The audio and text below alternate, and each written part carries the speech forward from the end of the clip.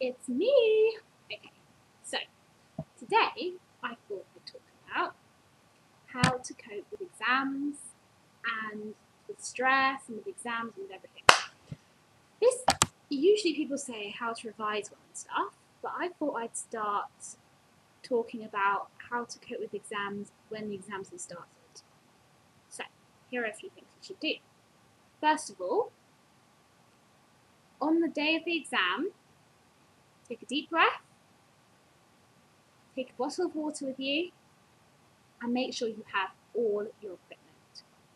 If you're missing your calculator, you will die because no one will be able to give you theirs unless they have like 3. So make sure you pack your calculator. Okay, that's tip number 1.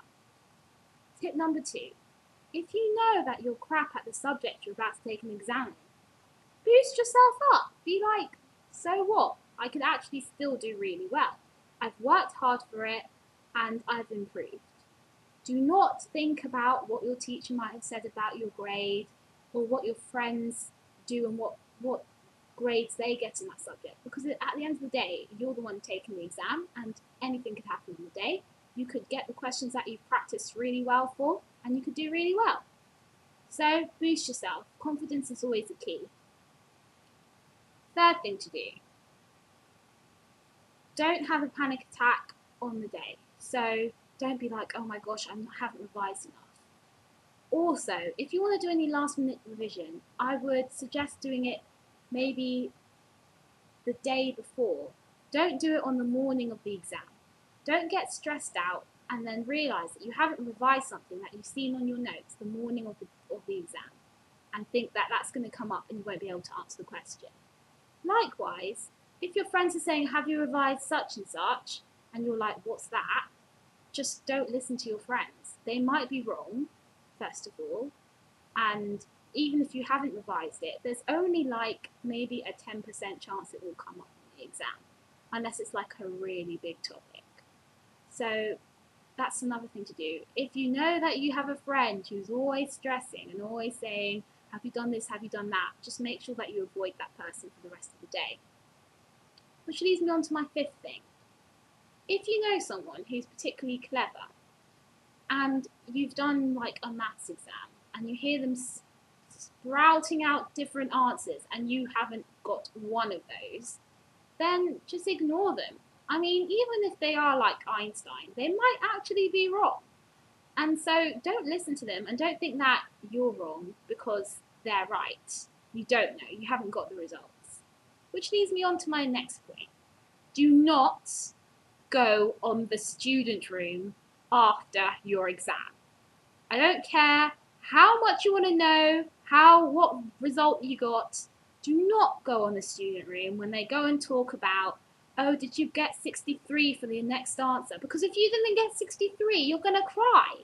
And trust me, I know what it feels like. It's the worst thing to do. It makes you feel low for the rest of the week, especially if you have another exam. Okay, the next one, I do a lot. So I have to kind of follow my own advice here.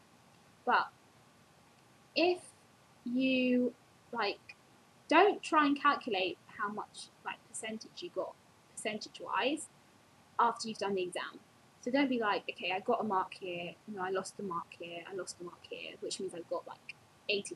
Don't do that, because if you get the results and you get 60%, you're going to be really disappointed in yourself and think, well, I calculated that I got an A and I actually got a C or something. So when the exam's over, it's finished. You can't change it. So what's the point in worrying about it? Just be proud of yourself that you actually did it. Okay, this is a tip when you're in the exam.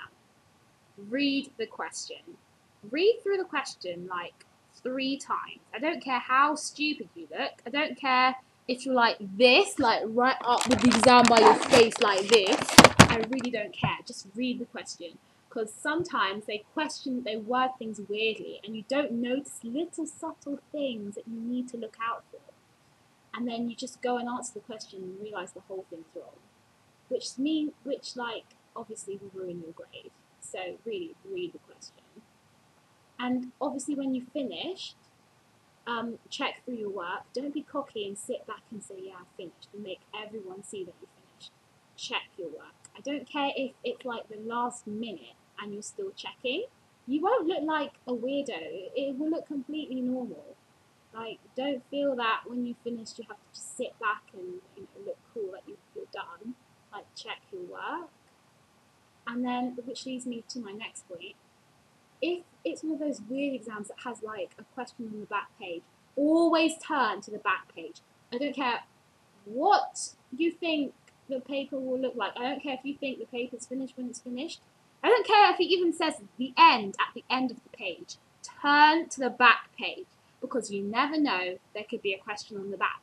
And it's the worst feeling when they collect your papers and then when the teacher like takes it off you and then like walking to the next person and you look at the back and there's like question number 10 and you didn't even know there was a question number 10. That is probably the worst feeling that you could ever have. And you'll feel like a complete idiot because you could have answered that question and got like 10% more on your grade. Now, let's see, what else is there? Yeah, I said that. Let's see. Try, when you've done one exam, to have a break before you start revising for the next.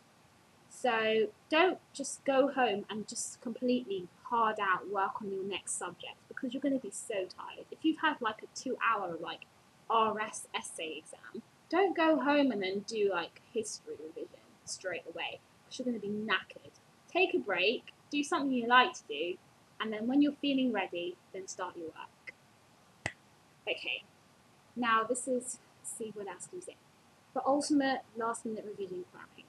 So say like you're in your exam period, you've done some of your exam, you've got like one left and you've got a week to revise for it and you haven't revised.